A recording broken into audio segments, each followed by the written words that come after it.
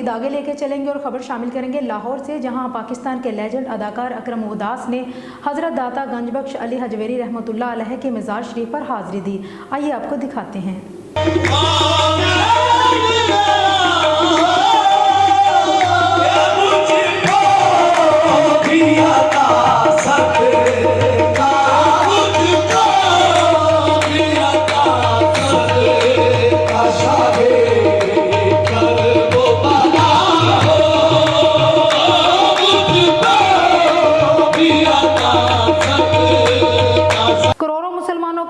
पेशवा हजरत दाता गंजबख्श अली हजवेरी रहमतुल्लाह अलैह के मज़ार अक़दस पर उर्से पाक के मौका पर अकरम उदास मीलों पैदल चलते हुए पहुंचे और दुआया कलमात भी अदा किए। इस मौका पर न सिर्फ पाकिस्तान बल्कि दुनिया भर से आए हुए अकीदतमंदों की कसीर तादाद भी मौजूद थी। हजरत दाता गंजबख्श के मज़ार पर मजहबी रसूमात की अदायगी के साथ साथ लंगर का वसी सिलसिला भी जारी रहा।